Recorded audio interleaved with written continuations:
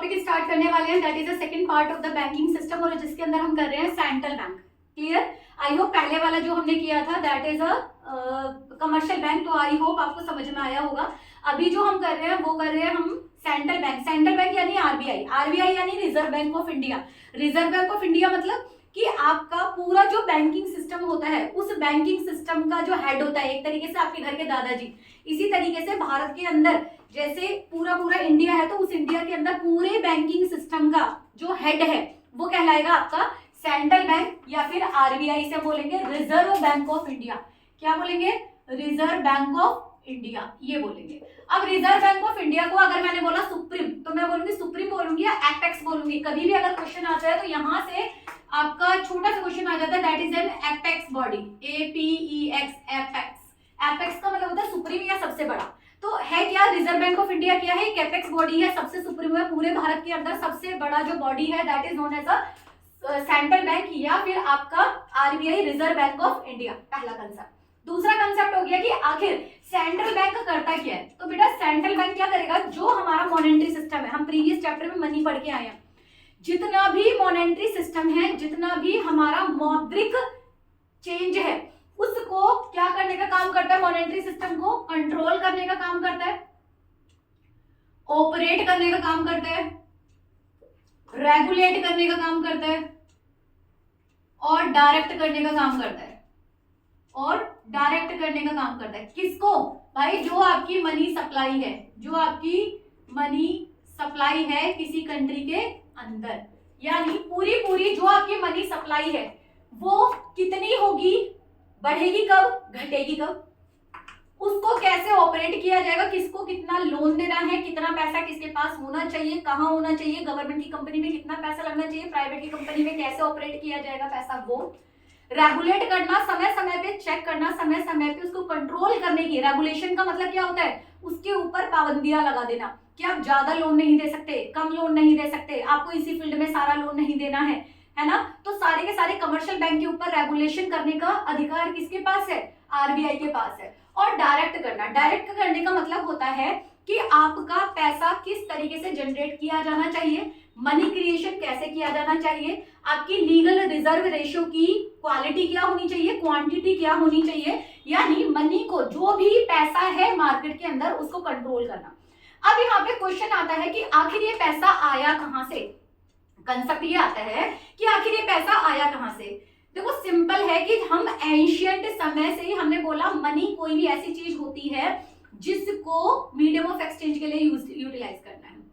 जब हमारी गवर्नमेंट बन जाती है और 1947 के बाद हमें था कि हमें क्या करनी है, हमारी करेंसी आनी चाहिए। जैसे अभी नोटबंदी में भी तो करेंसी आई ना, तो करेंसी आती कहां से? करेंसी लोगों के द्वारा, क्योंकि गवर्नमेंट के द्वारा, जैसे राजा महाराजा होते हैं ना, वो अपनी करेंसी इश्यू करते हैं, पहले किया करते थे। इसी तरीके से जो हमारा आरबीआई है, गवर्नमेंट क्या चाहता है? गवर्नमेंट चाहता है हमारे देश की अपनी एक करेंसी होनी चाहिए, जिस करेंसी में सारा व्यापार हो, चाहे वो हम इंटरनल व्यापार कर रहे हैं या एक्सटर्नल व्यापार कर रहे हैं। इसके लिए क्या किया जाएगा? इसके लिए लोगों को चाहिए, यानी लोग जो डिमांड कर रहे हैं वो पैसे की डिमांड कर रहे हैं। एक्स वाई जेड क्या कह रहे हैं? एक्स वाई जेड कह रहे हैं हमें पैसा चाहिए। गवर्नमेंट क्या कह रही है? हमें पैसा। एक्स वाई जेड हम कह रहे हैं प्राइवेट सेक्टर हो गया, जिसमें लोग हो गए, वो क्या कह रहे हैं सारे के सारे कि हमें क्या चाहिए? हमें मीडियम ऑफ एक्सचेंज चाहिए, हमें करेंसी चाहिए, हमें पैसा चाहिए। किसके लिए करेंसी चाहिए? जिससे कि हम चीजों को खरीद और बेच सकें। तो वो किसके पास जाते हैं? वो कहते हैं कि हमारे पास एक बैंक होना चाहिए। गवर्नमेंट कहती है हमारे पास एक बैंक होना चाहिए, और इसी बैंक का नाम है आरबीआई, जो हमारे देश का सेंट्रल बैंक है, जो कि एक एपेक्स बॉडी है, सबसे सुप्रीम बॉडी है, पैसा बनाने वाली, पैसा छापने वाली बेसिकली। क्लियर हुआ? जो पैसा छापा जाता है वो अलग अलग जगह पर छापा जाता है, जिसको हम कहते हैं प्रेस। प्रेस के अंदर पैसा छप के आता है, लेकिन कह कौन रहा है इनसे? गवर्नमेंट कह रही है कि भाई हमें और लोगों को पैसा चाहिए, तो आपको पैसा छापना है। आरबीआई कह रहा है मैं ऐसे कैसे पैसा छाप दूं, है ना। सपोज अगर मैं तुमसे कहने लगूं पैसा छाप दो, तो क्या पैसा छाप दोगे क्या? कह रहे नहीं। यहाँ पर गवर्नमेंट क्या कर रही है? एक कंपनी को, एक बैंक को, मैंने बताया था ना फाइनेंशियल ऑर्गेनाइजेशन होती है बैंक, एक बैंक को सबसे ऊपर लेके आ रही है, और वो ये कह रही है कि आप 200 करोड़ का डिपॉजिट रखो और उसके बिना पर आप नोट छाप दो। कितने का है? 200 करोड़ का डिपॉजिट रखो और आप क्या कर दो? नोट छाप दो। अब 200 में क्या कह रहे हैं? 200 में ये कह रहे हैं कि 115 करोड़ का तो आपके पास होगा गोल्ड। गोल्ड रख लो, आप सिक्योरिटी रखोगे ना, कोई चीज पैसा दे रहे हो तो सिक्योरिटी रखा जाएगा ना। ये कह रहे हैं मैं कैसे कैसे छाप दूं, मैं कहां से छापूं, चलो पेपर तो छप गया, लीगल बनाने वाले ही है, लेकिन मेरे पास कोई सिक्योरिटी तो होनी चाहिए, उसका बैक तो होना चाहिए। तो वो कह रहे हैं ठीक है 200 करोड़ रुपीस में क्या हो जाएगा, 115 करोड़ रुपीस का हम आपको गोल्ड दे रहे हैं आरबीआई को, और 85 करोड़ की हम आपको फॉरेन करेंसी दे रहे हैं। क्या दे रहे हैं आपको, फॉरेन करेंसी दे रहे हैं, जिसके बिना पर आप क्या कर दोगे, नोट छाप दोगे। कंसेप्ट क्लियर हुआ। अब आरबीआई ने क्या किया, ये पैसा ले लिया, ये सब कुछ ले लिया, किससे, पैसा नहीं, ये सब गोल्ड और फॉरेन करेंसी किससे ले ली, गवर्नमेंट से, और आरबीआई ने इसे क्या कर दिया, नोट को छाप दिया। ये है monetary policy of a country. हमारा मॉनेटरी सिस्टम जो है कंट्री का वो ये है।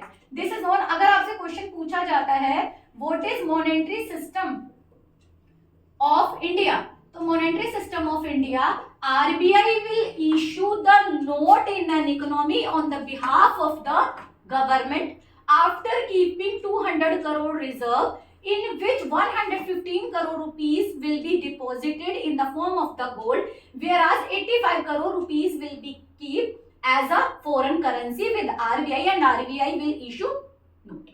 RBI ने क्या छाप दिए, नोट छापे। RBI ने बोला जहां जहां उनकी मिंट है, जहां जहां उनके प्रिंटिंग प्रेस है, उनसे क्या बोल दिया कि आप हमारे लिए नोट छाप दो। अब क्या हो गया, नोट छप के आ गए। कंसेप्ट क्लियर हुआ। यहाँ पर क्या हुआ, अभी सिर्फ नोट छप के आ गए। यहाँ पे आरबीआई के पास नोट छप गया। अब ये नोट जाने का है, अब ये नोट क्योंकि किसने छपाए हैं, गवर्नमेंट ने, तो यहाँ पर क्या करेगी गवर्नमेंट, कहेगी इसमें से थोड़े से नोट्स तो हमें दे दो, है ना, और बाकी कहाँ देना है, बाकी जो छोटे बैंक सिस्टम है उन बैंकों को दिया जाएगा। अब ये जो बैंक है एबीसी, ये आरबीआई से कह रहे हैं हमें पैसा दे दो, तुमने छाप तो दिए, गवर्नमेंट कह रहा है हमें पैसा दे दो, आपने छाप दिए, तो छापने के पैसे दिए थे ना। आरबीआई कहता है ठीक है मैं आपको पैसे दे दूंगा, लेकिन आपको उसके बदले में मेरे पास सिक्योरिटी रखनी पड़ेगी। ये तो छापने के पैसे थे ना, ये तो छापने के लिए थे, केवल जो नोट छप के आने हैं उसका पैसा दिया है, गवर्नमेंट को देने का पैसा नहीं दिया, ये तो छपने का पैसा था। यहाँ पे क्या कह रहा है आरबीआई, गवर्नमेंट से कह रहा है आप मुझे कुछ दो तो मैं आपको दूंगा। अब कुछ क्या है, कुछ कह रहा है सिक्योरिटी। सिक्योरिटी मतलब गवर्नमेंट की जो अपने कंपनियां होती हैं उनके शेयर, उनकी हिस्सेदारी के पैसे, हम अगर लोन लेने जाते हैं, तो हम लोन जब लेने जाते हैं तो बैंक हमसे क्या कहता है, कोलेटरल रख दो, सिक्योरिटी रख दो, अपने पेपर रख दो, अपनी प्रॉपर्टी के पेपर रख दो, अपना गोल्ड रख दो, है ना। ऐसे ही आरबीआई किससे कह रहा है, गवर्नमेंट से कह रहा है आपके पास जो सोना है ना ट्रेजर में, वो मेरे पास रख दो, आपकी जो कंपनियां हैं उसके शेयर जो है वो मेरे पास रख दो, जिससे मैं आपको पैसे दे दूं। तो यहाँ पर गवर्नमेंट अपनी सिक्योरिटी, अपना गोल्ड जो है इसे देगा और ये गवर्नमेंट को पैसे दे देगा। क्लियर हुआ। इसी तरीके से यहाँ पर कमर्शियल बैंक है, और क्योंकि लोग जो होते हैं वो कमर्शियल बैंक से लिंक करते हैं बच्चे, वो किससे लिंक करते हैं, बेसिकली कमर्शियल बैंक से लिंक करेंगे। ये लोग ये कह रहे हैं, जैसे पहले लोग होते थे ना साहूकार महाजन के पास जा रहे हैं, है ना, पहले करेंसी कुछ और थी, फिर बाद में जब नई करेंसी आई तो ऐसी तो पहुंचेगी लोगों के पास। लोग चाहते हैं इनके पास कि आप हमें पैसा दो, कह रहे हैं हम कैसे पैसा देंगे, कह रहे हैं इसके पास जा रहे हैं। आरबीआई इनसे भी यही कह रहा है। क्या कह रहा है आरबीआई, आरबीआई ये कह रहा है कि आप अपने पास जो भी प्रॉपर्टी के पेपर आए हुए हैं, जो आपकी प्रॉपर्टी के पैसे हैं, जो लोगों का किसी भी तरीके से आपके पास डिपॉजिट्स है, जो आपका प्रीवियसली जो भी आपका गोल्ड के अंदर, पेपर के अंदर, वो आप हमारे पास जमा करो तो हम आपको लोन दे देंगे। नोटबंदी में भी तो यही था, सारे के सारे ट्रांसफर एक्सचेंज किए गए थे और उन्हें ज्यादा पैसे की अगर जो थी तो उन्होंने बोला भाई अपनी सिक्योरिटी रख दो, तब हम आपको ज्यादा पैसे देंगे। ठीक है जी। अब यहाँ पर ये लोग अपनी क्या करेंगे, यहाँ पर सिक्योरिटीज ये भी रखेंगे, और आरबीआई ने इनको क्या दे दिया बेटा, पैसा दे दिया। कंसेप्ट क्लियर हुआ। अब यही पैसा जो इनको दिया है, क्या इसको गवर्नमेंट को जो पैसा फ्री में दे देगा कि तुम मुझे सिक्योरिटी दे दो पैसा, नहीं, इसके लिए बैंक चार्ज करता है एक इंटरेस्ट, ब्याज चार्ज करेगा। किससे भी चार्ज करेगा, गवर्नमेंट से भी, इधर it is a government bank, government से भी करेगा और कमर्शियल बैंक से भी करेगा। कंसेप्ट क्लियर हुआ, समझ में आया। अब यहाँ पर इनसे जो चार्ज करेगा, पैसा जो चार्ज करेगा उसको ही हम बोलते हैं इंटरेस्ट रेट, लेकिन इंटरेस्ट रेट नहीं होगा, यहाँ पर होगा जब आरबीआई कमर्शियल बैंक को पैसा देगा और उसके पैसे के बदले में वो इंटरेस्ट रेट चार्ज करेगा, तो उसे हम क्या कहते हैं, उसे हम कहते हैं बैंक रेट। क्या कहेंगे, बैंक रेट। Concept clear. इसी के साथ आ जाएगा रेपो रेट। क्लियर है। बैंक रेट होगा जब लंबे समय के लिए देगा, रेपो रेट होगा जो छोटे समय के लिए लोन दिया जाएगा। कंसेप्ट क्लियर हुआ? किसको दे दिया आरबीआई ने? कमर्शियल बैंक को पैसा दिया। अब कमर्शियल बैंक के पास लोग जाते हैं, कमर्शियल बैंक भी सेम बोलेगा लोगों से बोलेगा तुम अपनी प्रॉपर्टी के पेपर दो, मुझे गोल्ड दो, मेरे को चीजें दो, मुझे आप एक सिक्योरिटी दो कि आप मेरा पैसा वापस करोगे तो मैं आपको लोन दे दूंगा। तो यहाँ पर यही सेम चीज होती है कि लोग जो है यहाँ पर सिक्योरिटी देते हैं और लोगों के पास ये पैसा पहुंच गया। अब अगर मैं तुमसे क्वेश्चन पूछ रही हूँ कि मार्केट के अंदर पैसा कैसे सर्कुलेशन हुआ, आपसे क्वेश्चन होता है, दो तरह के क्वेश्चन आते हैं यहाँ पे निकल के। पहला, नोट इशू किसने किए थे? किसने किया नोट इशू? आरबीआई। नोट किसने इशू किया? आरबीआई ने। लेकिन सर्कुलेशन किसने किया? पहले पहला, ठीक है जी, हाँ वेरी गुड। पहला आरबीआई आ जाएगा, दूसरा गवर्नमेंट आ गया और तीसरा आ गया कमर्शियल बैंक। तो आपसे क्वेश्चन है ना, इस तरीके से मार्केट में पैसा पहुंच गया। कंसेप्ट क्लियर हुआ? तो इस तरीके से बैंक का एक प्रोसेस चलता है कि आखिर बैंक से पैसा, आरबीआई से पैसा लोगों के पास कैसे पहुंचता है। इसे कहते हैं circulation of money supply. Concept clear हुआ?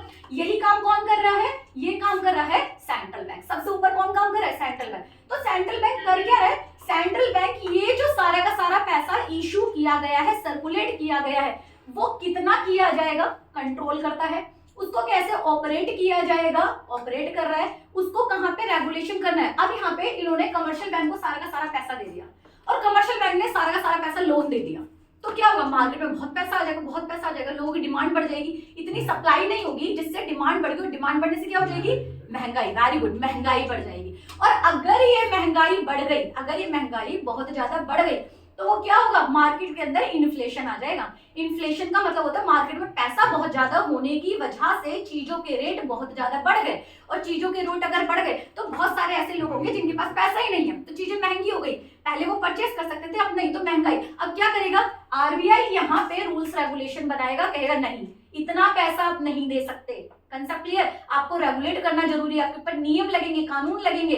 ना गवर्नमेंट को ज्यादा खर्च करने देगा, ना कमर्शियल बैंक को ज्यादा। अगर गवर्नमेंट ही बोले पैसे खत्म हो, कोई बात नहीं, दोबारा छाप दो, कह रहे अच्छा ऐसे कैसे छाप देंगे? ऐसे नहीं छाप सकते हैं नोट। हम पहले हम देखेंगे मार्केट में कितना सर्कुलेशन है। अगर बहुत ज्यादा क्राइसिस है, अगर पुराने नोट खराब हो गए हैं, तो हम छाप सकते हैं, जिसे हम कहते हैं फिजिकल डेफिशिट फाइनेंसिंग। इसे हम कहते हैं डेफिशिट फाइनेंसिंग। डेफिशिट फाइनेंसिंग यानी कि जब बहुत पैसे की कमी हो जाती है, गवर्नमेंट रिक्वेस्ट करती है आरबीआई से, आरबीआई सारे सर्कमस्टांसेस देखेगा कि नहीं मार्केट में पैसे की बहुत ज्यादा कमी है, तो एक सिक्योरिटी गवर्नमेंट से रखवाकर कुछ पैसा आरबीआई इशू कर देती है, छपवा देती है। इसी को डेफिशिट फाइनेंसिंग कहा जाता है। लेकिन बहुत अबनॉर्मल सर्कमस्टांसेस के अंदर ऐसा किया जाता है। कंसेप्ट क्लियर हुआ?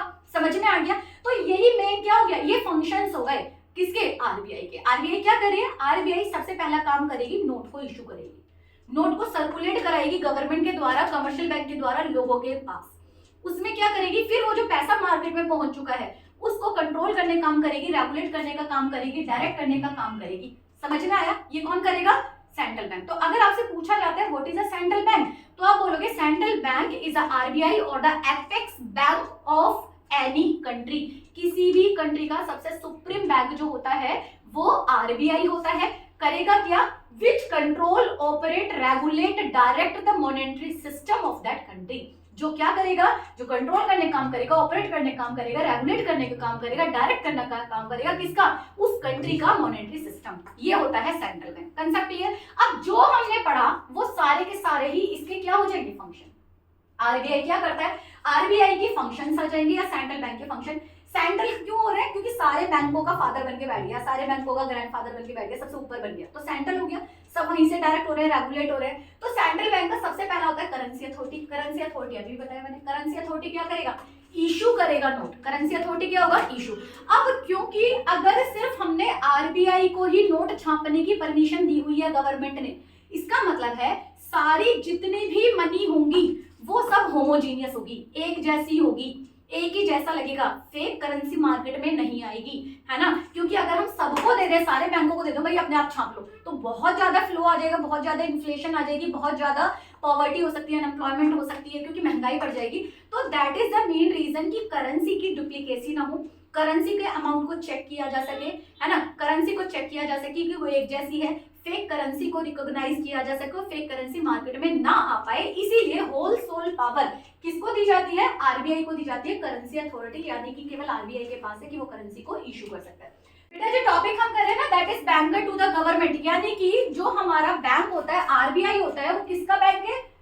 गवर्नमेंट का बैंक है। गवर्नमेंट की जितनी भी इनकम होगा, एक्सपेंडिचर होगा, गवर्नमेंट की सिक्योरिटीज को सेल करना, परचेज करना, गवर्नमेंट की सिक्योरिटी की कस्टडियन रखना, गवर्नमेंट की कंपनियों के ऊपर निगरानी रखना, पैसे के ऊपर निगरानी रखना, जितने भी प्रिंटिंग प्रेस है उनके ऊपर निगरानी रखना, ये सब काम किसका है? सारा का सारा आरबीआई का है या सेंट्रल बैंक का है। तो एक तरीके से हम कहेंगे कि RBI is the banker of the government. Government को अगर पैसे की जरूरत हो किसके पास जाएंगे? आरबीआई के पास जाएंगे। आरबीआई किसको देंगे? सेंट्रल बैंक को देंगे। सेंट्रल बैंक से फिर वो गवर्नमेंट के अकाउंट्स में ट्रांसफर होता है। आरबीआई से कमर्शियल बैंक के पास जाएंगे और कमर्शियल बैंक से वो पैसा ट्रांसफर होगा गवर्नमेंट के अकाउंट में। नेक्स्ट आ जाता है bankers bank and the supervisor. अब यहाँ पर क्या बात कर रहे हैं? ये कह रहे हैं कि जो आरबीआई होता है वो सारे बैंकों का, हमने करा ना एबीसी यहाँ पे बैंक है, सारे बैंकों को सुपरवाइज करता है। ज्यादा लोन ना दे दे, ज्यादा सारा का सारा पैसा लोन ना दे दे, तो इन्हें कंट्रोल करने का काम करता है, कस्टडी करने का काम करता है, उसको रेगुलेट करने का काम करता है। मैंने करके है ना, क्योंकि सारा मॉनेटरी सिस्टम ऑपरेट होना है आरबीआई के थ्रू। तो कमर्शियल बैंक को पूरी तरीके से सुपरवाइज करने का काम किसका है? आरबीआई का। अब सुपरवाइज में क्या क्या आ जाएगा? पहला, जो हमारा कैश रिजर्व है, आरबीआई को सब पता होता है एक एक रुपया मैंने किसे दिया है। जैसे होता है ना घर के अंदर पापा को सब पता होता है कौन से बच्चे को कितना पैसा दिया और कहाँ खर्च कर रहा है, वो सारा हिसाब ले लेते हैं क्योंकि एक लिमिटेड इनकम है। बेटा नेक्स्ट जो पॉइंट था वो था बैंकर्स बैंक एंड सुपरवाइजर। तो बैंकर्स बैंक सुपरवाइजर में क्या आएगा कि बैंक जो आरबीआई होता है, सेंट्रल बैंक होता है, वो हमारे जितने कमर्शियल बैंक होते हैं ना उनका बैंक है। पहले तो बैंकर्स बैंक का मतलब क्या हो गया? बैंकर जितने भी हैं उनका बैंक हो गया मेन। और सुपरवाइजर हो गया यानी कि सारे के सारे जो बैंक है उनको सुपरवाइज करने का काम, उनको रेगुलेट करने का काम, उनको कंट्रोल करने का काम कौन करेगा? आरबीआई करेगा। करेगा क्या? पहला दे रहे क्या? कैश जो रिजर्व होता है उसका कस्टडियन। अब कस्टडियन का मतलब क्या हो गया? जैसे आपके घर का जो हेड होता है वो सारे के सारे पैसे को स्टोर करके रखता है, उसे पता होता है कौन सा पैसा कहाँ पर लगाना है, किस तरीके से देना है, कहाँ पे खर्च हुआ है, कि रुपया कहाँ खर्च हुआ है। इसी तरीके से आरबीआई क्योंकि होलसेल पावर रखता है करेंसी अथॉरिटी की और वही इशू करता है, तो उसे पता होता है कि कौन सा पैसा मार्केट के अंदर कहाँ पर सर्कुलेट है, तो उसी को कहेंगे हम कस्टडियन। दूसरा हो गया lender of last resort. Last resort का मतलब क्या होता है? देखो, अगर तुम्हें पैसे की जरूरत है तो तुम किसके पास जाओगे? पहले सोचोगे तुम्हारा जो बराबर का भाई बहन है उनसे ले ले, वो कह रहे नहीं हमारे पास पैसे नहीं है, तो फिर आप जाओगे मम्मी के पास, दूसरी ब्रांच के पास जाओगे, है ना। कह रहे मम्मी के पास ही नहीं, मम्मी कह रही कि नहीं मेरे पास भी नहीं है, पापा ने जो दिए थे वो खत्म हो गए हैं और इससे ज्यादा मैं नहीं दे सकती, मुझे पूरा महीना खर्चा कराना है। तो आप सबसे लास्ट में किसके पास जाओगे? पापा के पास। तो यही क्या है? सेंट्रल बैंक भी क्या है भाई? पापा है ना। सारे बैंकों का क्या है? पापा है। इसका मतलब क्या हो गया? लैंडर ऑफ लास्ट रिजोर्ट, यानी सबसे अल्टीमेट जाकर पहले अगर बैंक को, कमर्शियल बैंक को एक को पैसे की जरूरत है, उसके पास पैसा नहीं है, तो वो अपने किसके पास जाएगा? भाई बंधु यानी अपनी दूसरी ब्रांचेस पे। दूसरी ब्रांच में उसे पैसा नहीं मिलेगा तो वो कहेगा ठीक है मैं किसी और से ले लेता हूँ, वो दूसरे किसी बैंक से लेने की कोशिश करेगा, है ना। लेकिन उसे वहां भी पैसा नहीं मिला, कह रहे मेरे पास भी पैसा नहीं है, तो वो क्या कहेगा? वो कहेगा आरबीआई से मैं डूब जाऊंगा, मुझे बचा लो, है ना, मेरे पास पैसा खत्म हो गया, मुझे बचा लो क्योंकि मुझे पेइंग करना है। तो यहाँ पर आरबीआई जो होगा वो लास्ट रिजोर्ट यानी सबसे लास्ट वाला है बैंक जो उसे हेल्प करेगा, तो इसलिए बोला जाता है lender of the last resort. Concept clear हुआ? यानी सारे बैंकों का एट लास्ट जाके सहारा कौन होगा? आरबीआई होगा। नेक्स्ट आ जाएगा क्लियरिंग हाउस। क्लियरिंग हाउस का मतलब क्या होता है इसे समझ लेते हैं, है ना। बेटा क्लियरिंग हाउस के अंदर जो सबसे मेन इंपॉर्टेंट है वो ये है कि जब हमारी अलग अलग, तुमने देखा होगा कि आप जब बैंक के अंदर जाते हो ना, तो एक ही बैंक के अंदर अगर सपोज करो ये आपका बैंक है, तो इसी बैंक के अंदर आपका केनरा के भी अकाउंट जाएगा तुम्हारा, है ना, जो आप डिमांड ड्राफ्ट देते हो या चेक देते हो, यहाँ पे केनरा का भी जा रहा है, पीएनबी का भी जा रहा है, कॉर्पोरेशन बैंक का भी जा रहा है, यानी मल्टीपल बैंकों के जा रहे हैं। अब यहाँ पर क्या इन बैंकों के बीच में कभी कोई डिस्प्यूट नहीं होता हुआ? जैसे मैंने तुम्हें बताया था reference of the letter of reference. Letter of reference से दूसरे बैंक ने, एक बैंक ने दूसरे बैंक को लेटर ऑफ रेफरेंस दे दिया, मैं जानता हूं तू पैसा दे दे, उन्होंने पैसा दे दिया। अब पहले वाला जो बैंक है, जो कस्टमर था, वो दूसरे बैंक का पैसा वापस नहीं लौटा रहा, तो यहाँ पे दोनों के बीच में डिस्प्यूट हो गया, है ना। इन डिस्प्यूट्स के लिए अगर दो बैंकों के अंदर डिस्प्यूट हो जाते हैं, ए और बी के बीच में कोई भी डिस्प्यूट होता है, डिस्प्यूट तो कस्टमर के लिए होगा ना, किसके पास जाएंगे सुलझाने? दो भाई बहनों के बीच में लड़ाई होती है, किसके पास जाते हैं? पापा के पास, है ना। पापा करेंगे इसका सॉल्यूशन। तो as the same is clearing house हो गया। क्लियरिंग हाउस क्या है? When there is a dispute between the two और मोर बैंक, तो उसका क्लियरिंग हाउस कौन करेगा? आरबीआई करेगा। चाहे वो पैसे को लेकर डिस्प्यूट है या कोई भी लीगल कॉन्ट्रडिक्शन सारी है, उन सबको सॉल्यूशन करने का काम कौन करेगा? आरबीआई करेगा। कंसेप्ट क्लियर हुआ यहाँ तक? तो हमने यहाँ तक क्या करा? अभी हमने यहाँ पे जाएगा कि सेंट्रल बैंक होता क्या है। जो सेंट्रल बैंक एपेक्स बॉडी होती है, जो कंट्रोल करता है, ऑपरेट करता है, रेगुलेट करता है, डायरेक्ट करता है मनी सप्लाई को किसी भी कंट्री के अंदर। उसके बाद यहाँ पर क्या करेगा सेंट्रल बैंक, सबसे पहले करेंसी अथॉरिटी यानी इसी के पास पावर होती है मार्केट में मनी को सर्कुलेट करने की और इशू करने की। बैंकर्स गवर्नमेंट का बैंक होता है। नेक्स्ट हमने किया कि बैंकर का बैंक यानी सारे बैंकों का हेड बैंक जो होता है वो यही होता है, ये सुपरवाइज करता है और इसके लिए क्योंकि इसके पास सारा कैश का जो रिकॉर्ड होता है वो इसी के पास होता है। लास्ट रिजॉर्ट जो होता है, सारे बैंक जो अल्टीमेटली जाएंगे हेल्प मांगने के लिए तो इसी के पास जाएंगे और ये किसी भी डिस्प्यूट को क्लियर करेगा। सारे बैंकों के बीच में जो भी प्रॉब्लम्स उनको सॉल्यूशन करने का काम कौन करेगा, बैंक करेगा, सेंट्रल बैंक करेगा। क्लियर। आगे अगर हम देखते हैं तो that is a controller of money supply. Money supply topic हम ऑलरेडी करके आए हैं मनी चैप्टर के अंदर और मनी सप्लाई किया था M1 M2 M3 M4 और हमने किया था कि जो लोगों के पास पैसा है कहां से आया था, RBI से आया था। जो बैंकों में पैसा जमा है वो किसने बोला था, RBI ने बोला था। जो हमने पैसा बताया, हमने यहाँ पर क्या किया, RBI कह रहा है कमर्शियल बैंक से कि सारा का सारा पैसा आप लोन नहीं दे सकते, आपको कुछ पैसा मेरे पास रखना पड़ेगा, कुछ पैसा अपने पास रखो, जो बचेगा उसे लोन देना। क्यों कहा, जिससे सारा पैसा मार्केट के अंदर चला गया, अगर जितना इशू किया गया, जितना उसने इशू किया, छापा जितना उसने अगर सारा पैसा मार्केट के अंदर सर्कुलेट कर दे तो मार्केट के अंदर इन्फ्लेशन आ जाएगा, महंगाई आ जाएगा। तो वो कहता है नहीं, सारा पैसा आप एक साथ मार्केट के अंदर नहीं लगा सकते, आपको कंट्रोल करना पड़ेगा और यही होता है controller of the money supply, जिसमें RBI दो इंस्ट्रूमेंट लेती है। पहला लेती है क्वांटिटेटिव इंस्ट्रूमेंट और दूसरा होता है क्वालिटेटिव इंस्ट्रूमेंट। अब क्वांटिटेटिव और क्वालिटेटिव को एक बार समझ लो है क्या, है ना। सपोज करो तुम्हारे जो पेरेंट है तुमको हर महीने 2000 रुपए देते हैं पॉकेट मनी। 2000 के बाद अब जैसे जैसे मंथ का लास्ट आने वाला शुरू होता है, लास्ट वीक जो आने शुरू हो जाता है, तो आप वहां पे बोलना शुरू कर देते हो कि हमारा पैसा खत्म हो गया, हमारे पास पैसा नहीं है, हमारे पास कम हो गया है, इधर उधर से देखना शुरू करते हो। तो वहां पर आकर पापा क्या बोलेंगे, या तो तुम अपने खर्चे संभाल लो, वरना ये 2000 है ना ये भी कट कर देंगे, ये भी कम कर देंगे, ढंग से पैसा। यही होता है ना सब बच्चों के साथ, है ना, सारे बच्चों के साथ यही होता है। तो यहाँ पर क्या किया जाता है, पापा क्या कहते हैं कि सारा का सारा पैसा जो मैं तुम्हें दे रहा हूँ उसे सही तरीके से इस्तेमाल करो, वरना मैं आपको पैसा कम कर दूंगा। और पैसा कम कैसे, कह रहे कुछ पैसा मुझे अपने पास रखना पड़ेगा, कुछ पैसा तुम्हें इमरजेंसी में रखना, जो पैसा उसे खर्च कर सकते हो। इसका मतलब उन्होंने बोला 2000 रुपए जो मैंने तुम्हें दिए उसमें से 200 रुपए तुम्हें एज अ सिक्योरिटी मेरे पास रखो, 200 रुपए तुम्हारे पास अपने पास होने चाहिए किसी इमरजेंसी के लिए, है ना, आप बाहर जाते हो तो आपके पास होने चाहिए। अब जो आपके पास 1600 रुपीज है उसको देखो कैसे पूरे महीने खर्च करना है। तो उन्होंने क्या कर दिया, आपकी क्वांटिटी को कट कर दिया।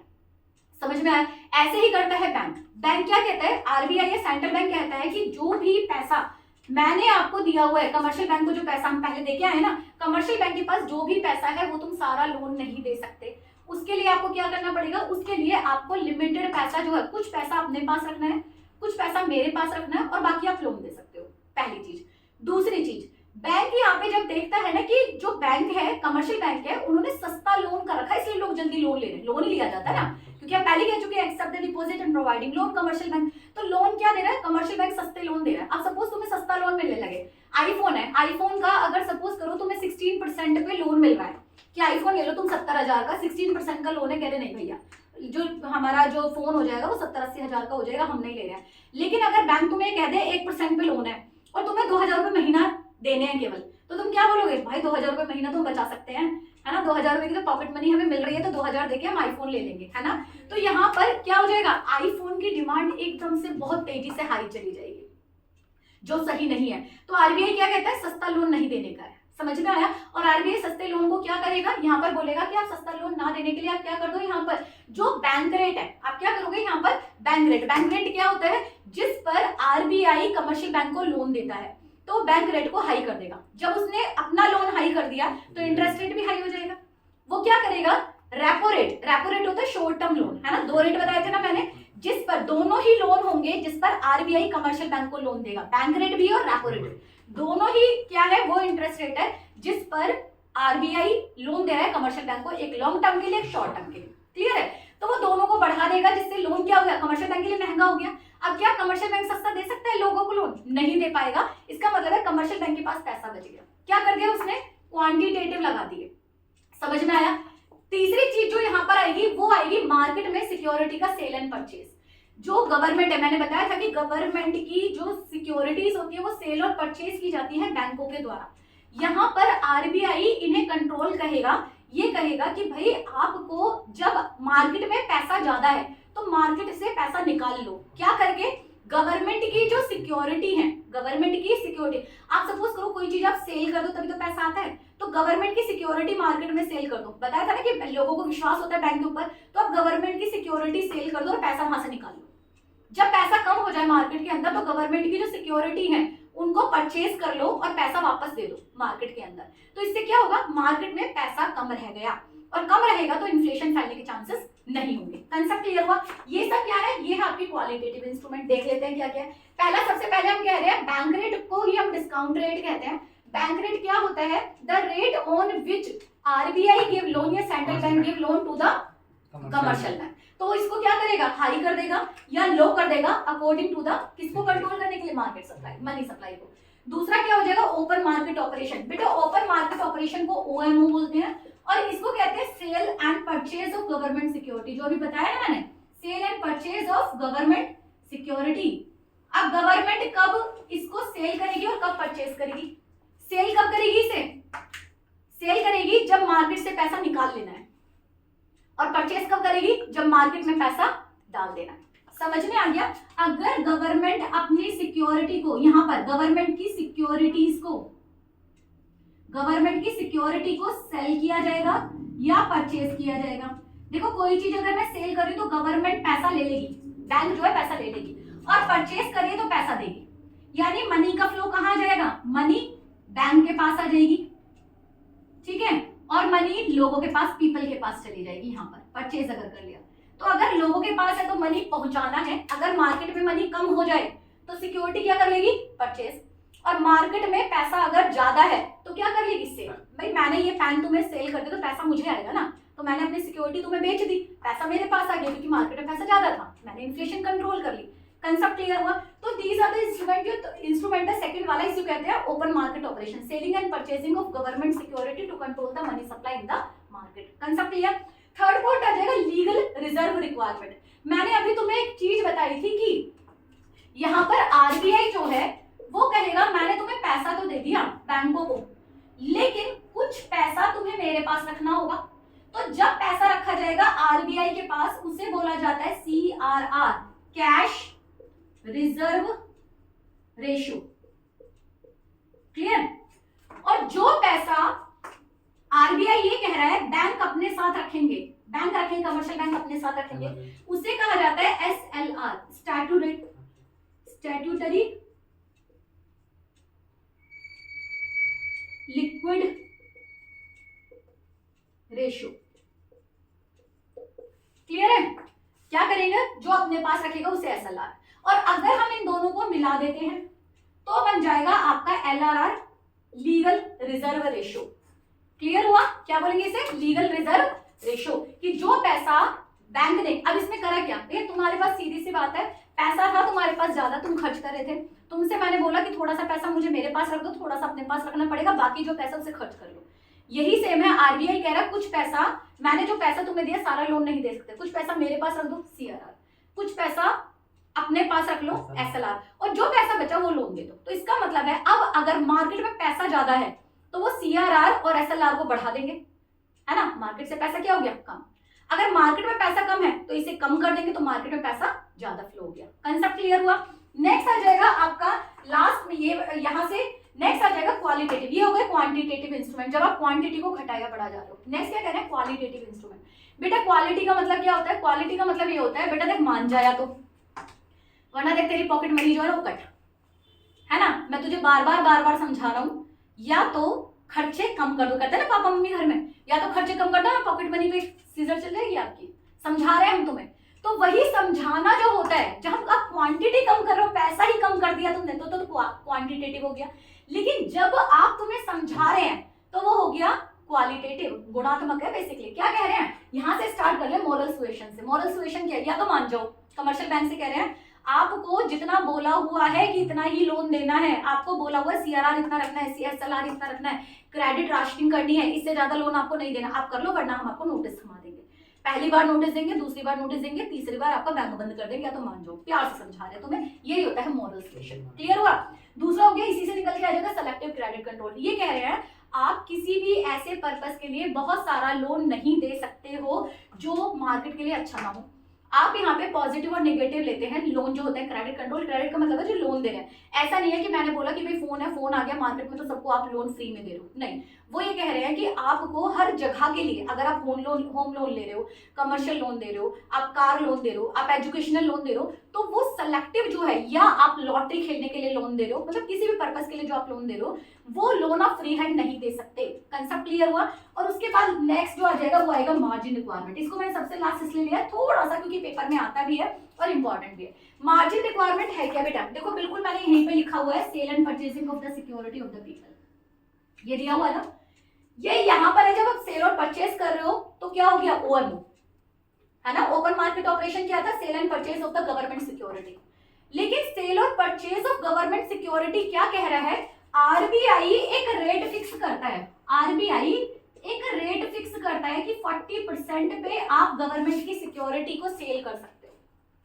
और यहां पर गवर्नमेंट की सिक्योरिटी का रियल रेट क्या है, उन दोनों का डिफरेंस आ रहा है समझ में? तो यहां पर जो आपके आरबीआई के द्वारा सेट किया गया है, इससे ऊपर 60% तक कमर्शियल बैंक इन सिक्योरिटी को सेल कर सकते हैं। कंसेप्ट क्लियर हुआ? तो उन्होंने क्या कर दिया? फिक्स कर दिया, बेसिकली मार्जिन फिक्स कर दिया। अगर मार्जिन कम होता है, मार्जिन कम होता है तो लोग ज्यादा बोरो करते हैं, मार्जिन अगर ज्यादा होगा तो लोग कम बोरो करेंगे। तो मार्जिन रिक्वायरमेंट क्या है? सेलिंग एंड परचेजिंग जो गवर्नमेंट की सिक्योरिटी है उसका मार्केट का रेट क्या है और रियल में उसकी वैल्यू, मार्केट वैल्यू क्या है और कितने पे उसका रेट सेट किया गया है। तो मार्जिन रिक्वायरमेंट का और बोरोइंग का नेगेटिव रिलेशनशिप होता है। कंसेप्ट क्लियर हुआ? समझ में आया? तो इसी का, यानी सेलिंग और परचेजिंग जो हो रही है उसी का जो डिफरेंस होता है उसी को मार्जिन रिक्वायरमेंट कहते हैं। कंसेप्ट क्लियर हुआ कि कितने मार्जिन पर आप चीजें, देखो हम होते ना, हमें मार्जिन कम मिल रहा है तो हम ज्यादा से ज्यादा परचेज कर लेंगे उस चीज को, और मार्जिन हमें बहुत ज्यादा, अगर हमें लग रहा है कि नहीं यार हमें तो बहुत सारा पैसा देना पड़ रहा है उल्टा वापस, तो हम क्यों खरीदेंगे उसे। समझ में आया? तो this create that these are the qualitative instrument. तो यहाँ पर हम क्वांटिटी में, पैसे में कमी और बढ़ोतरी नहीं करें। जब हम पैसे में कमी और बढ़ोतरी करेंगे कि इतना ही मार्केट में जाएगा, इतना ही हम कमर्शियल बैंक को देंगे, तो हो जाएगा आपका क्वालिटेटिव। और जब हम बैंकों को कुछ रूल्स एंड रेगुलेशन बना के समझा रहे हैं तो हो जाएगा क्वालिटेटिव इंस्ट्रूमेंट। क्लियर हुआ? So we have done about the central bank today. Central bank apex body होती है जो पूरा सिस्टम को कंट्रोल करने का काम करते हैं। उसके बाद जो नेक्स्ट आ जाएगा वो आ जाएगा आपका सेंट्रल बैंक के फंक्शंस आ जाएंगे। सेंट्रल बैंक के फंक्शंस के अंदर पहला आ जाएगा तुम्हारा कस्टडियन हो गया, यहाँ पर कि आपका जो करेंसी है, करेंसी की अथॉरिटी हो गई। दूसरा हो गया गवर्नमेंट का बैंक होता है। तीसरा हो गया बैंकर का बैंक होगा, बैंकर के बैंक के अंदर वो कैश रिजर्व अपने पास रखता है। बैंकों का लास्ट रिजॉर्ट होता है और बैंकों का क्लियरिंग हाउस होता है। उसके अलावा जब वो मनी को सप्लाई को कंट्रोल करता है तो दो फंक्शंस हो गए हैं आपके, qualitative instrument and quantitative instrument and qualitative. Quantitative जो वो अमाउंट को कम कर देगा और क्वालिटेटिव जब वो उस पर कोई रूल्स एंड रेगुलेशन बनाए जाएंगे और उसके द्वारा कंट्रोल किया जाएगा। लास्ट में बस एक लाइन है, custodian of the foreign exchange system that we have. हमने पहले वाला जो पार्ट है उसके अंदर भी डिस्कस किया था, जितना भी पैसा बाहर की कंट्री की करेंसी का होता है उसको फॉरेन एक्सचेंज कहते हैं। और बिना आरबीआई की परमिशन के कोई भी कमर्शियल बैंक, कोई भी व्यक्ति अपने पास कोई भी फॉरेन करेंसी नहीं रख सकता। उन्हें डिक्लेरेशन देनी पड़ेगी, आरबीआई को बताना पड़ेगा, बैंकों को बताना पड़ेगा कि हमारे पास फॉरेन करेंसी है। फॉरेन करेंसी का जो कस्टडियन होता है वो आरबीआई होता है। आरबीआई के पास सारा रिकॉर्ड होता है कि कितना फॉरेन करेंसी कंट्री के अंदर है। बेसिकली कंसेप्ट क्लियर हुआ? समझ में आया? तो that is all about the central bank. अगर इसके बाद भी कोई डाउट रह गया है तो डाउट क्लास में कर लेंगे, डाउट सेशन में कर लेंगे। सेकंड, अगर आप लोगों को कोई परेशानी है, किसी चीज में डाउट है, कोई कंसेप्ट क्लियर नहीं हुआ है, तो आप लोग कमेंट बॉक्स में लिख सकते हैं। Thank you so much all.